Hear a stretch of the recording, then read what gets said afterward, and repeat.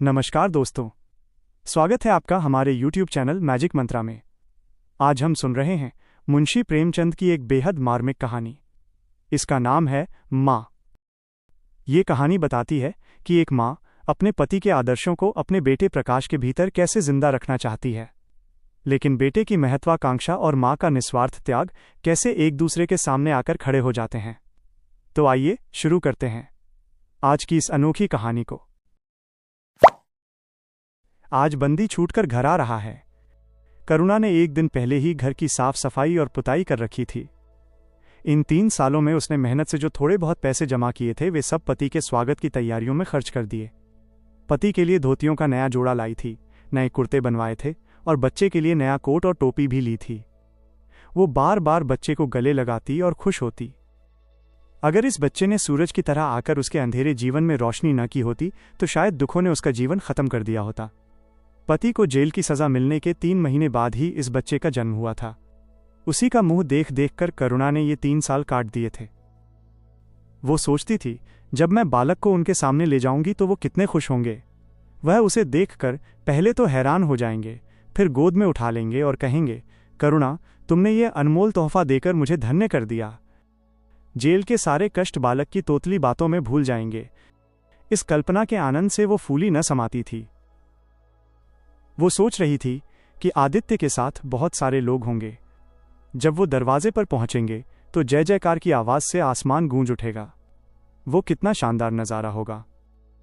उन लोगों के बैठने के लिए करुणा ने एक फटा हुआ टाट बिछा दिया था, कुछ पान बना दिए थे और वो बार बार उम्मीद भरी नजरों से दरवाजे की ओर देखती थी। पति की वो मजबूत, नेक और तेज मुद्रा बार बार आंखों में घूम जाती थी। उनकी वे बातें बार बार याद आती थीं जो जाते समय उनके मुंह से निकली थीं। उनका वो धैर्य और हिम्मत जो पुलिस के प्रहारों के सामने भी अटल रहा था, वो मुस्कुराहट जो उस समय भी उनके होठों पर थी, और वो आत्मसम्मान जो उस समय भी उनके चेहरे से झलक रहा था, क्या करुणा के दिल से कभी भुलाया जा सकता था? ये याद आते ही करुणा के फीके पड़े चेहरे पर गर्व की लालिमा छा गई।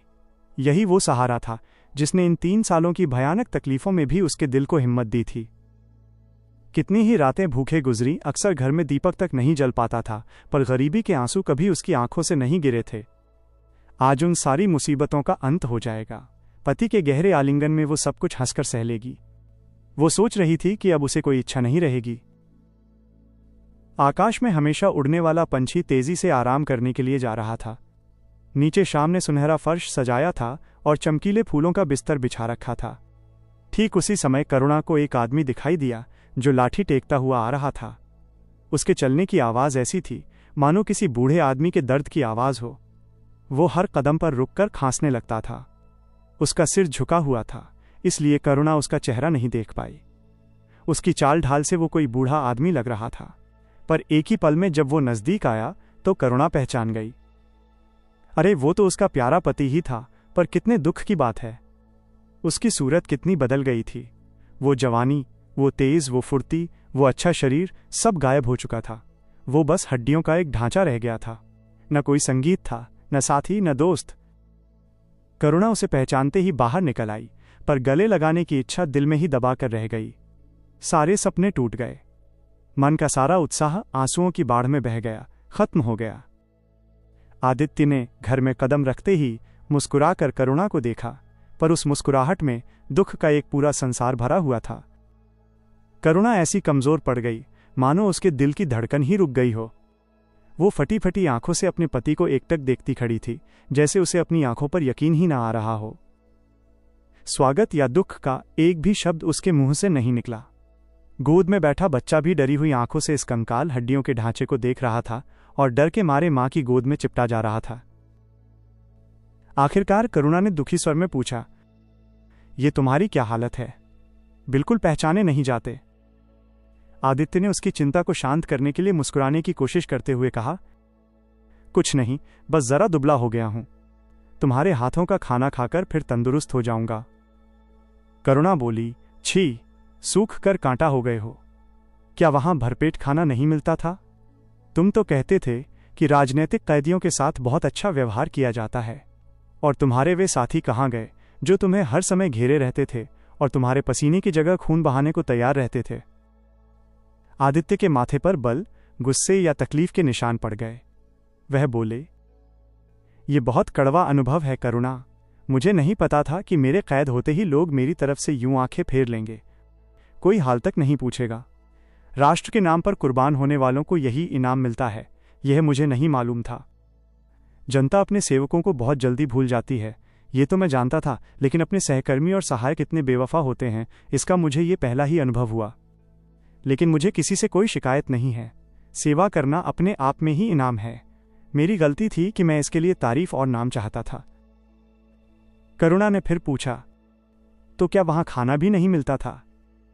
आदित्य ने कहा, ये न पूछो करुणा, बड़ी दुख भरी कहानी है। बस यही गनीमत राहत समझो कि मैं जिंदा लौट आया। तुम्हारे दर्शन करने बाकी थे, नहीं तो मैंने इतने कष्ट उठाए कि अब तक तो मुझे मर जाना चाहिए था। मैं जरा लेटूंगा। खड़ा नहीं रहा जा रहा। मैंने पूरे दिन में इतनी दूर का सफर किया है। करुणा ने कहा, पहले चलकर कुछ खा लो, फिर आराम से लेटना। बालक को गोद में उठाकर, बाबूजी हैं बेटा, तुम्हारे बाबूजी, इनकी गोद में जाओ, ये तुम्हें प्यार करेंगे। आदित्य ने आंसू भरी आंखों से बालक को देखा और उनका रोम रोम उन्हें धिक्कारने लगा। अपनी खराब हालत पर उन्हें कभी इतना दुख नहीं हुआ था। उन्होंने सोचा कि अगर ईश्वर की दया से उनकी हालत संभल जाती तो वो फिर कभी आज़ादी के आंदोलन के पास नहीं जाते। इस फूल जैसे बच्चे को इस दुनिया में लाकर गरीबी की आग में झोंकने का उन्हें क्या हक था? वो अब धन दौलत की पूजा करेंगे और अपना ये छोटा सा जीवन बच्चे के पालन पोषण के लिए समर्पित कर देंगे। उन्हें इस समय ऐसा लगा कि बालक उन्हें नज़रअंदाज करके देख रहा है, मानो कह रहा हो, मेरे लिए आपने कौन सा फर्ज पूरा किया है? उनकी सारी इच्छा, सारा प्यार बालक को गले लगाने के लिए बेचैन हो उठा, पर उनके हाथ नहीं उठ सके। उनके हाथों में ताकत ही नहीं थी। करुणा बालक को लिए उठी और थाली में कुछ खाना निकाल कर लाई। आदित्य ने भूख से भरी आंखों से थाली की ओर देखा, जैसे आज बहुत दिनों बाद कोई खाने की चीज सामने आई हो। वो जानते थे कि कई दिनों तक भूखे रहने के बाद और बीमारी की इस बिगड़ी हुई हालत में उन्हें अपने पेट को काबू में रखना चाहिए, पर वो सब्र न कर सके। वह थाली पर टूट पड़े और देखते देखते थाली साफ कर दी। करुणा डर गई। उसने दोबारा किसी चीज के लिए नहीं पूछा। थाली उठाकर चली गई, पर उसका दिल कह रहा था, इतना तो कभी नहीं खाते थे। करुणा बच्चे को कुछ खिला रही थी कि अचानक उसके कानों में आवाज आई, करुणा। करुणा ने पास आकर पूछा, क्या तुमने मुझे पुकारा है? आदित्य का चेहरा पीला पड़ गया था और सांस बहुत तेज तेज चल रही थी। वो हाथों के सहारे उसी टाट पर लेट गए थे। करुणा उनकी ये हालत देखकर घबरा गई। बोली, जाकर किसी वैद्य डॉक्टर को बुला लाऊं? आदित्य ने हाथ के इशारे से उसे मना करके कहा, बेकार है करुणा, अब तुमसे छिपाना बेकार है। मुझे तपेदिक, ट्यूबरक्लोसिस, टीबी हो गया है। मैं कई बार मरते मरते बच गया हूं। तुम लोगों के दर्शन करने बाकी थे, इसलिए जान नहीं निकलती थी। देखो प्रिय, रो मत। करुणा ने सिसकियों को दबाते हुए कहा, मैं वैद्य को लेकर अभी आती हूं। आदित्य ने फिर सिर हिलाया और कहा, नहीं करुणा, केवल मेरे पास बैठी रहो, अब किसी से कोई उम्मीद नहीं है। डॉक्टरों ने जवाब दे दिया है। मुझे तो यह हैरानी है कि मैं यहां तक पहुंचा कैसे। न जाने कौन सी दैवीय शक्ति मुझे वहां से खींच लाई। शायद ये इस बुझते हुए दीपक की आखिरी झलक थी। मैंने तुम्हारे साथ बहुत अन्याय किया, इसका मुझे हमेशा दुख रहेगा। मैं तुम्हें कोई आराम नहीं दे सका, तुम्हारे लिए कुछ नहीं कर सका।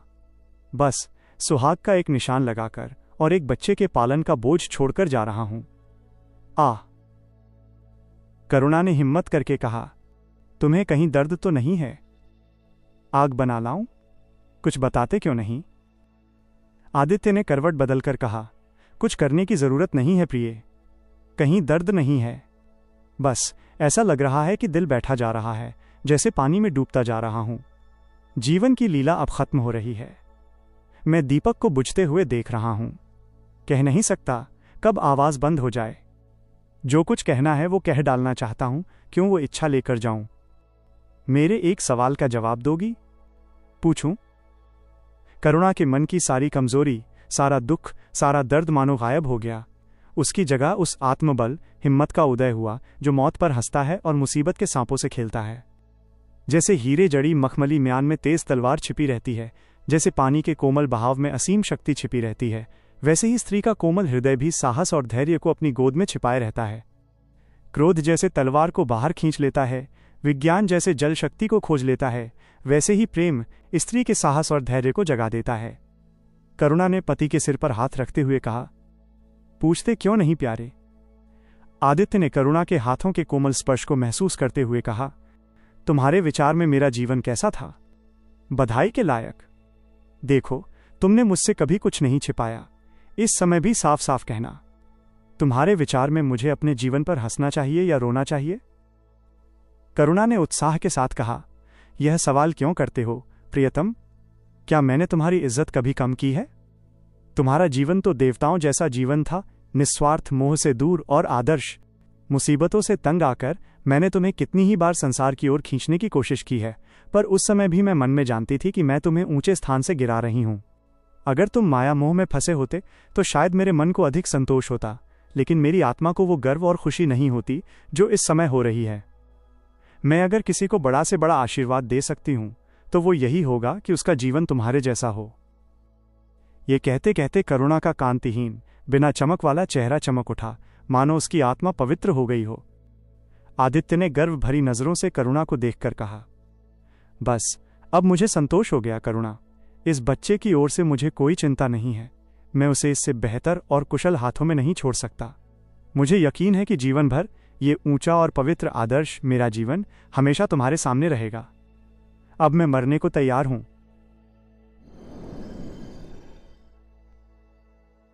7 साल बीत गए। बालक प्रकाश अब 10 साल का था। सुंदर, ताकतवर और हंसमुख बच्चा। वो बहादुर और साहसी था। डर तो उसे छू भी नहीं गया था।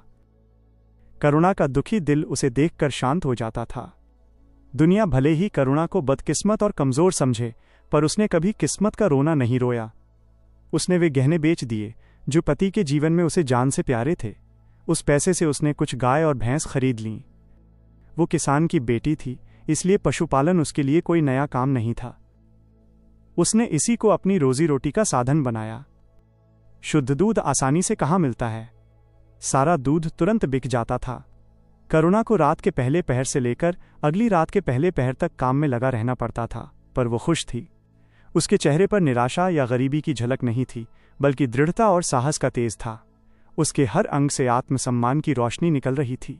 आंखों में एक दिव्य, चमकीला, गहरा और असीम प्रकाश था। सारे दुख, विधवा होने का शोक और किस्मत के निर्मम वार, सब उस प्रकाश की गहराई में गायब हो गए थे।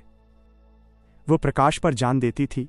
उसका आनंद, उसकी इच्छा, उसका संसार, उसका स्वर्ग, सब प्रकाश पर न्योछावर था। पर यह मजाल नहीं थी कि प्रकाश कोई शरारत करे और करुणा आंखें बंद कर ले। नहीं, वो उसके चरित्र की बड़ी सख्ती से देखभाल करती थी। वो प्रकाश की मां नहीं, बल्कि माँ बाप दोनों थी। उसके पुत्र स्नेह में मां की ममता के साथ पिता की सख्ती भी मिली हुई थी। पति के आखिरी शब्द अभी तक उसके कानों में गूंज रहे थे। वो खुशी जो उनके चेहरे पर थी, वो गर्व भरी लालिमा जो उनकी आंखों में छा गई थी, अभी तक उसकी आंखों में घूम रही थी। हमेशा पति के बारे में सोचने से आदित्य उसकी आंखों में साक्षात सामने हो गए थे। वो हमेशा उनकी उपस्थिति को महसूस किया करती थी। उसे ऐसा लगता था कि आदित्य की आत्मा हमेशा उसकी रक्षा करती रहती है। उसकी यही दिलों जान से इच्छा थी कि प्रकाश बड़ा होकर पिता के रास्ते पर चले। शाम हो गई थी। एक भिखारिन दरवाजे पर आकर भीख मांगने लगी। करुणा उस समय गायों को पानी दे रही थी। प्रकाश बाहर खेल रहा था। बच्चा ही तो ठहरा। उसे शरारत सूझी। वो घर के अंदर गया और कटोरे में थोड़ा सा भूसा लेकर बाहर निकला। भिखारिन ने अपनी झोली फैला दी। प्रकाश ने भूसा उसकी झोली में डाल दिया और जोर जोर से तालियां बजाता हुआ भाग गया। भिखारिन ने आग भरी आंखों से देखकर कहा, वाह रे लाडले, मुझसे मजाक करने चला है। यही माँ बाप ने सिखाया है।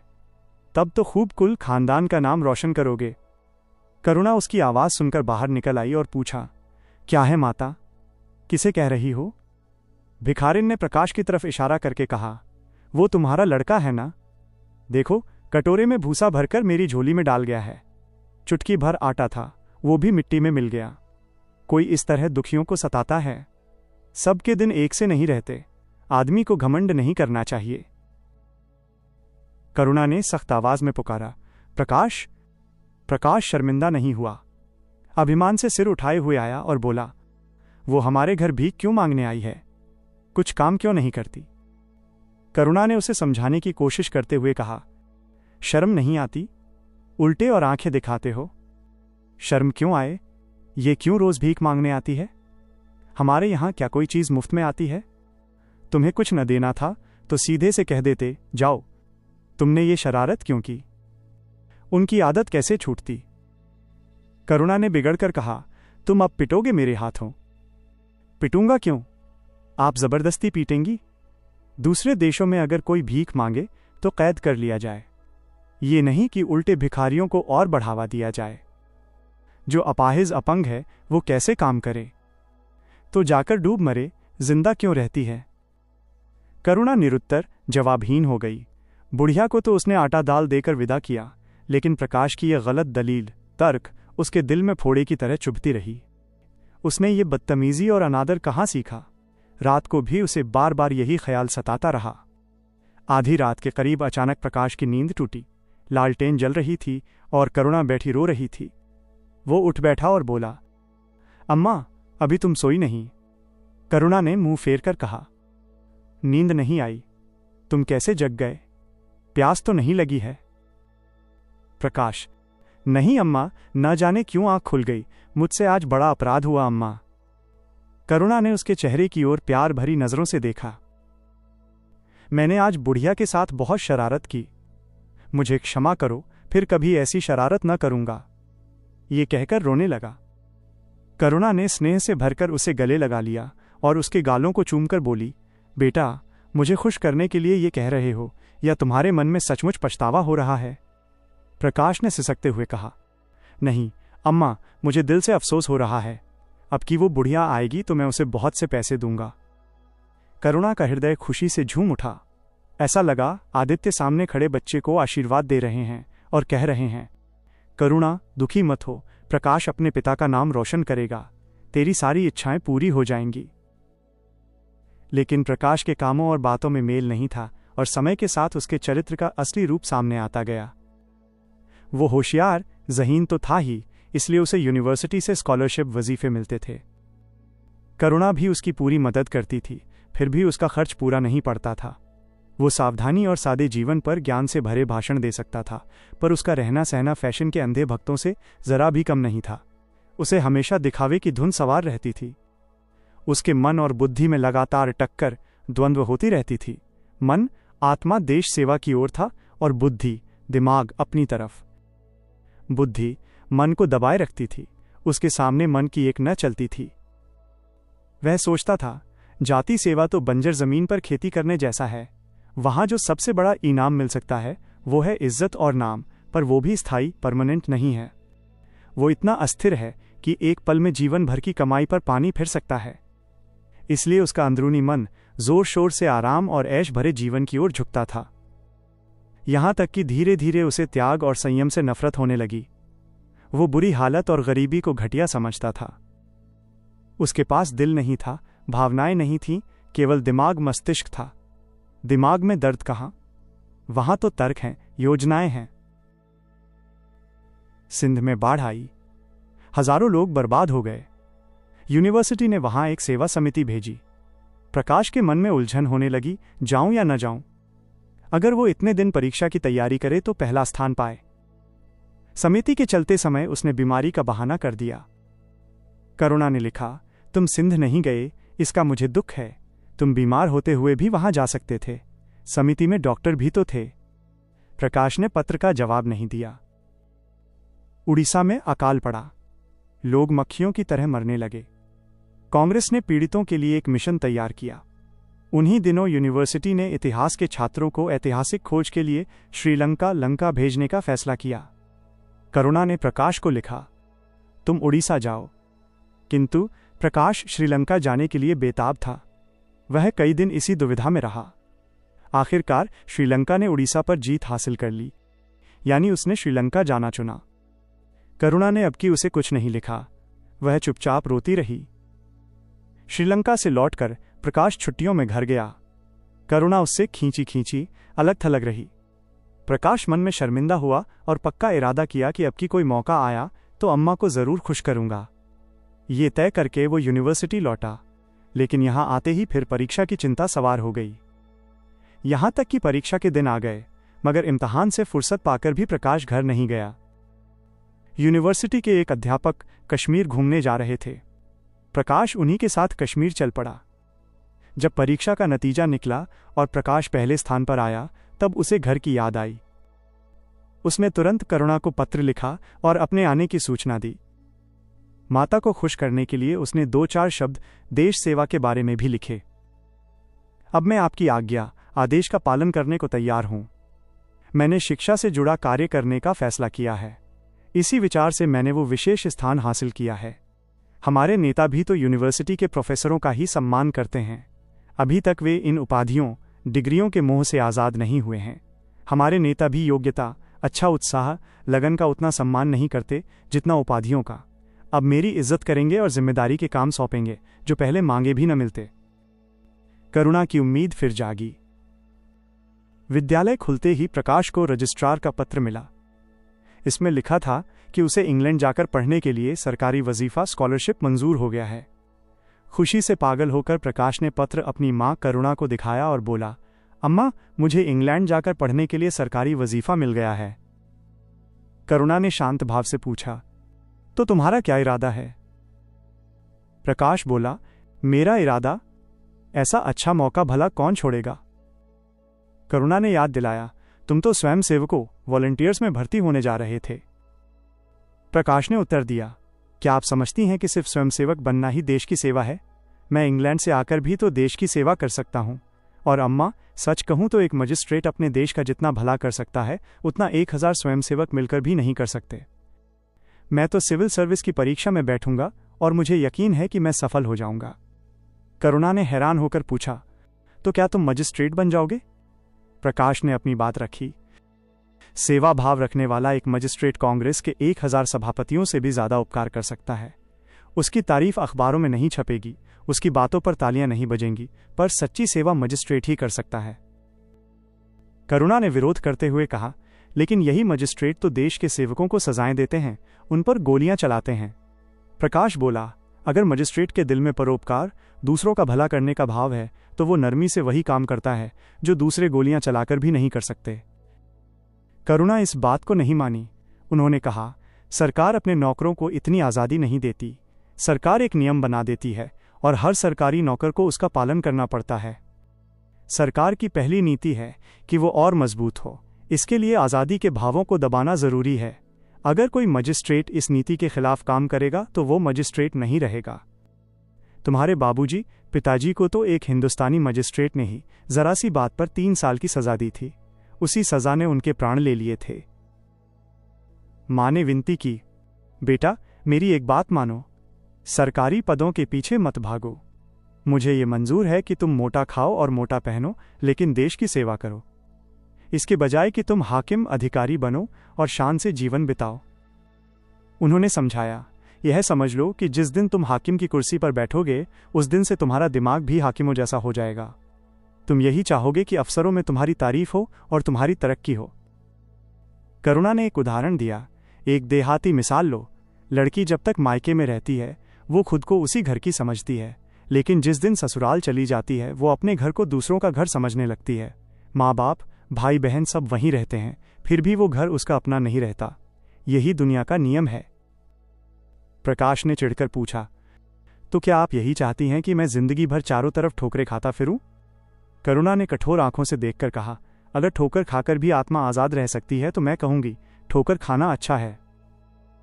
प्रकाश ने आखिरी फैसला जानने के भाव से पूछा, तो आपकी यही इच्छा है? करुणा ने उसी स्वर में उत्तर दिया, हाँ, मेरी यही इच्छा है। प्रकाश ने कुछ नहीं कहा। वो उठकर बाहर चला गया और तुरंत रजिस्ट्रार को इनकारी पत्र, मना करने का पत्र लिख भेजा। मगर उसी पल से जैसे उस पर कोई मुसीबत आ गई। वो दुखी और उदास होकर अपने कमरे में पड़ा रहता। न कहीं घूमने जाता, न किसी से मिलता। मुंह लटकाए अंदर आता और फिर बाहर चला जाता। पूरा 1 महीना बीत गया। उसके चेहरे पर अब न वो रौनक थी, न वो तेज। आंखें किसी अनाथ की तरह याचना से भरी थीं और होंठ हंसना भूल गए थे। करुणा उसके मन का हाल समझती थी और उसके दुख को कम करने की कोशिश करती थी, पर उसका रूठा मन शांत नहीं हो रहा था। आखिर एक दिन माँ ने प्रकाश से कहा, बेटा, अगर तुमने विलायत जाने की ठान ही ली है तो चले जाओ, मैं मना नहीं करूंगी। मुझे दुख है कि मैंने तुम्हें रोका। अगर मैं जानती कि तुम्हें इतना दुख पहुंचेगा तो कभी न रोकती। मैंने तो केवल इसलिए रोका था कि तुम्हें देश सेवा में लगा देखकर तुम्हारे बाबूजी की आत्मा खुश होगी। उन्होंने मरते समय यही इच्छा जताई थी।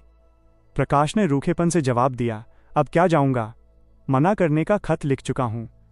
मेरे लिए कोई अब तक इंतजार थोड़े ही करेगा, किसी दूसरे लड़के को चुन लिया होगा, और फिर करना ही क्या है।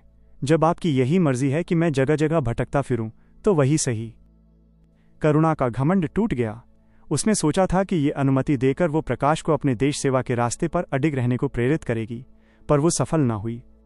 वह बोली, अभी कोई नहीं चुना गया होगा, लिख दो कि मैं जाने को तैयार हूं। प्रकाश ने चिढ़कर कहा, अब कुछ नहीं हो सकता, लोग मजाक उड़ाएंगे। मैंने तय कर लिया है कि जीवन को आपकी इच्छा के मुताबिक बनाऊंगा। करुणा ने कहा, तुमने अगर सच्चे मन से यह फैसला किया होता तो इस तरह उदास न रहते। तुम मुझसे जिद कर रहे हो। अगर मन मारकर मुझे अपनी राह का कांटा समझकर तुमने मेरी इच्छा पूरी भी की तो क्या? मैं तो तब खुश होती जब तुम्हारे मन में अपने आप देश सेवा का भाव आता। तुम खुद ही रजिस्ट्रार साहब को पत्र लिख दो। प्रकाश बोला, अब मैं नहीं लिख सकता। करुणा ने पूछा, तो इसी दुख में बैठे रहोगे? प्रकाश ने जवाब दिया, लाचारी है।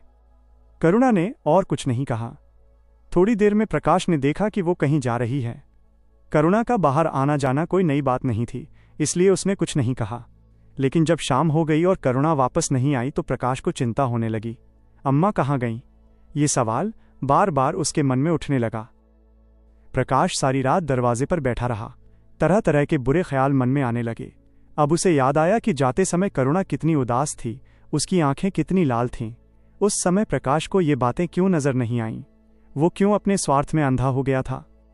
हाँ, अब प्रकाश को याद आया, माँ ने साफ सुथरे कपड़े पहने थे और उनके हाथ में छतरी भी थी। तो क्या वो कहीं बहुत दूर गई हैं? किससे पूछे? किसी अनहोनी के डर से प्रकाश रोने लगा। सावन की अंधेरी भयानक रात थी। आकाश में काले बादल छाए हुए थे। प्रकाश बार बार आकाश की ओर देखता था, जैसे करुणा उन्हीं बादलों में छिपी बैठी है। उसने फैसला किया, सवेरा होते ही माँ को खोजने निकलूंगा। तभी किसी ने दरवाजा खटखटाया। प्रकाश ने दौड़कर दरवाजा खोला तो देखा करुणा खड़ी हैं। उनका चेहरा इतना उतरा हुआ, इतना दुखी था, जैसे आज ही उनका सुहाग उजड़ गया हो। प्रकाश ने घबराकर पूछा, अम्मा कहाँ चली गई थीं? इतनी देर क्यों लगाई? करुणा ने जमीन की ओर देखते हुए जवाब दिया, एक काम से गई थी, देर हो गई। ये कहते हुए उन्होंने प्रकाश के सामने एक बंद लिफाफा रख दिया। प्रकाश ने उत्सुकता से लिफाफा उठा लिया। ऊपर ही विद्यालय की मोहर थी। तुरंत ही लिफाफा खोलकर पढ़ा। उसके चेहरे पर हल्की सी खुशी की लाली दौड़ गई। उसने पूछा, ये आपको कहाँ मिल गया अम्मा? करुणा ने कहा, तुम्हारे रजिस्ट्रार के पास से लाई हूं।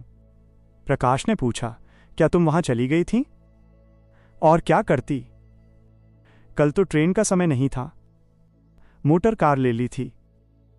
प्रकाश एक पल तक चुपचाप खड़ा रहा, फिर दबे हुए स्वर में बोला, जब तुम्हारी इच्छा नहीं है तो मुझे क्यों भेज रही हो? करुणा ने उदासी से कहा, इसलिए कि तुम्हारी जाने की इच्छा है। तुम्हारा ये उदास चेहरा मुझसे देखा नहीं जाता। अपने जीवन के 20 साल तुम्हारी भलाई के लिए दे दिए, अब तुम्हारी बड़ी इच्छा महत्वाकांक्षा की हत्या नहीं कर सकती। तुम्हारी यात्रा सफल हो, यही हमारी दिल से इच्छा है। करुणा का गला भराया और वो और कुछ न कह सकी। प्रकाश ने उसी दिन से अपनी विदेश यात्रा की तैयारी शुरू कर दी। मां करुणा के पास जो कुछ था वो सब इस पर खर्च हो गया और कुछ कर्ज भी लेना पड़ा। नए सूट बने, सूटकेस खरीदे गए। प्रकाश अपने सपनों में मस्त था, बार बार नई चीजों की फरमाइश करता। वो ये नहीं देख पाया कि एक हफ्ते में उसकी मां करुणा कितनी कमजोर हो गई है। उसके बालों पर सफेदी आ गई है और चेहरे पर झुर्रियां पड़ गई हैं। उसकी आंखों में तो बस इंग्लैंड के दृश्य समाये हुए थे। सच है, बड़ी इच्छाएं, महत्वाकांक्षा आंखों पर पर्दा डाल देती हैं। यात्रा का दिन आ गया। करुणा अपने स्वर्गीय पति आदित्य के पुराने कपड़े बाहर निकाल रही थी। उनके मोटे चादरें, कुर्ते और रजाई, ये सब अभी तक संदूक में रखे थे। मगर आज करुणा ने ये कपड़े धूप में सुखाने के लिए नहीं बल्कि गरीबों में बांट देने के लिए निकाले। वो आज पति से बहुत नाराज थी। आदित्य की पुरानी चीजें, उनका लोटा, रस्सी और घड़ी, जिनकी करुणा ने 20 साल तक पूजा की थी, आज उसने उठाकर आंगन में फेंक दी। वर्षों तक पति के कंधे पर रहने वाली झोली को कूड़े में डाल दिया। जिस तस्वीर के सामने 20 साल तक सिर झुकाया, उसे भी बेदर्दी से जमीन पर फेंक दिया गया। करुणा अब पति की कोई भी यादगार घर में नहीं रखना चाहती थी। उसका दिल दुख और निराशा से टूट गया था। पति तो चले गए थे, तो वो अपना गुस्सा किस पर उतारे। प्रकाश के दोस्तों ने उसे विदाई की पार्टी दी थी। शाम को वो दोस्तों के साथ मोटर से लौटा। सफर का सामान मोटर पर रखा गया।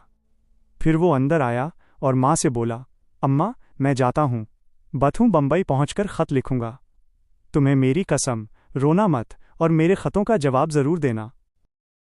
जैसे किसी की लाश बाहर निकालते समय सब्र टूट जाता है, करुणा की भी वही हाल हुआ। उसके दिल में एक जोरदार दर्द, हाहाकार उठा। उसे लगा जैसे वो लहरों में डूबती जा रही है। उसके मुंह से न शोक का एक शब्द निकला, न कोई आशीर्वाद। प्रकाश ने मां के पैर छुए, आंसुओं से उनके पैर धोए और फिर बाहर चला गया। करुणा एक पत्थर की मूर्ति की तरह खड़ी रह गई। तभी ग्वाले ने आकर कहा, बहूजी, भैया प्रकाश चले गए। वो बहुत रो रहे थे। तब करुणा की चुप्पी टूटी। उसने देखा सामने कोई नहीं है। घर में मौत जैसा सन्नाटा छाया है। अचानक करुणा की नजर ऊपर उठी। उसने देखा कि आदित्य अपनी गोद में प्रकाश की बेजान लाश लिए खड़े हैं। ये सदमा सह नहीं पाई और करुणा पछाड़ खाकर जमीन पर गिर पड़ी। करुणा जिंदा थी, पर दुनिया से उसका कोई वास्ता नहीं रह गया था। उसका छोटा सा संसार जो उसने बेटे प्रकाश के लिए बनाया था, वो एक सपने की तरह टूटकर बिखर गया था। जिस प्रकाश को देखकर वो जीवन की अंधेरी रात में भी आशा की दौलत लेकर जी रही थी, वो बुझ गया। अब न कोई सहारा था और न उसकी जरूरत। जिन गायों को वो रोज अपने हाथों से चारा देती थी, वे अब खूंटे पर बंधी निराश आंखों से दरवाजे की ओर देखती रहती थीं। बछड़ों को अब कोई प्यार करने वाला नहीं था। दूध कौन दूहे? मक्खन किसके लिए निकाले? खाने वाला कौन था? करुणा ने अपने छोटे से संसार को अपने ही अंदर समेट लिया था। लेकिन एक ही हफ्ते में करुणा के जीवन ने फिर रंग बदला। उसका छोटा सा संसार फैलते फैलते पूरे विश्व जितना बड़ा हो गया। जिस लंगर ने उसकी नाव को एक केंद्र प्रकाश से बांध रखा था, वो उखड़ गया। अब ये नाव सागर के विशाल फैलाव में घूमेगी। करुणा दरवाजे पर आकर बैठ जाती और मोहल्ले भर के लड़कों को जमा करके दूध पिलाती। दोपहर तक मक्खन निकालती और वो मक्खन भी मोहल्ले के लड़के खाते। फिर वो तरह तरह के पकवान बनाती और कुत्तों को खिलाती। अब यही उसका रोज का नियम बन गया। चिड़ियां, कुत्ते, बिल्लियां, चींटे चींटियां सब उसके अपने हो गए। प्रेम का दरवाजा अब किसी के लिए बंद नहीं था। जिस छोटी सी जगह में पहले सिर्फ प्रकाश ही समाता था, अब वहां पूरा संसार समा गया था। एक दिन प्रकाश का पत्र आया। करुणा ने उसे उठाया और फेंक दिया। फिर थोड़ी देर बाद उठाकर फाड़ डाला और चिड़ियों को दाना चुगाने लगी। मगर जब रात हुई और अकेलापन आया, तो करुणा का मन व्याकुल हो उठा। वह पत्र पढ़ने के लिए तड़पने लगी। उसने सोचा, प्रकाश मेरा कौन है? मुझे उससे क्या फायदा? पर हृदय ने उत्तर दिया, प्रकाश तेरा सब कुछ है। वो तेरे उस अमर प्रेम की निशानी है जिससे तू वंचित हो गई। वह तेरे प्राण हैं। करुणा उस पत्र के टुकड़ों को जमा करने लगी, जैसे उसके प्राण बिखर गए हों। उसे एक एक टुकड़ा अपने खोए हुए प्रेम का निशान मालूम होता था। जब सारे टुकड़े जमा हो गए, तो करुणा दीपक के सामने बैठकर उन्हें जोड़ने लगी। हाय री ममता! वो अभागिन सारी रात उन कागज के टुकड़ों को जोड़ने में लगी रही। पत्र दोनों ओर लिखा था, इसलिए टुकड़ों को सही जगह पर रखना और भी मुश्किल था। कोई शब्द, कोई वाक्य बीच में गायब हो जाता, तो वो उस छोटे से टुकड़े को फिर खोजने लगती। सारी रात बीत गई, पर पत्र अभी तक अधूरा था। दिन चढ़ाया। मोहल्ले के लड़के मक्खन और दूध की चाह में इकट्ठा हो गए। कुत्ते और बिल्लियां आ गए। चिड़ियां आंगन में फुदकने लगीं, पर करुणा को सिर उठाने तक की फुर्सत नहीं थी। दोपहर हुआ, फिर शाम हो गई, पर वो पत्र अभी तक अधूरा था। पत्र का अंदाजा लग रहा था, प्रकाश का जहाज कहीं से कहीं जा रहा है। उसके दिल में कुछ उठा हुआ है। करुणा बेटे की कलम से निकले हर शब्द को पढ़ना और उसे अपने दिल में बसा लेना चाहती थी। इस तरह 3 दिन बीत गए। शाम हो गई थी। 3 दिन की जागी आंखें जरा झपक गईं। करुणा ने एक सपना देखा। एक बड़े से कमरे में ऊंचे मंच पर एक आदमी बैठा है, वो प्रकाश था। अगले ही पल एक कैदी उसके सामने लाया गया। उसके हाथ पांव में जंजीर थी, कमर झुकी हुई थी। वो आदित्य, उसका पति थे। करुणा की आंखें खुल गईं, आंसू बहने लगे।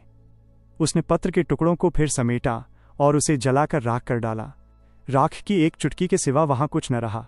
इसी राख में उसका बचपन का खेल, उसकी जवानी का दुख और उसके विधवापन की तड़प सब समा गए।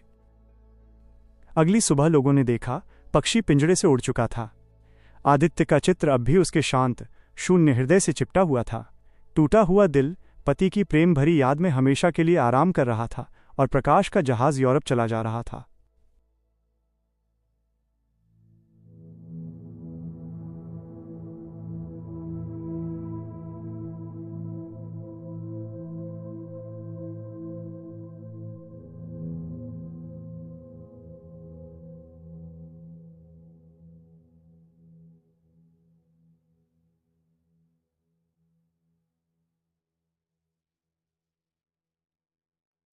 तो दोस्तों, आज की ये दिल को छू लेने वाली कहानी यहीं पर समाप्त होती है। आपको आज की ये कहानी कैसी लगी, हमें नीचे कमेंट करके ज़रूर बताइएगा। आपके विचार जानना हमारे लिए बहुत ज़रूरी है। और हाँ, आगे आप किस विषय पर ऐसी और कहानियाँ या वीडियो देखना चाहते हैं, ये भी हमें ज़रूर बताएं। हम आपके सुझावों का इंतज़ार करेंगे। तब तक के लिए आप अपना और अपनों का ख्याल रखिए। फिर मिलेंगे। धन्यवाद। जय हिंद, जय भारत।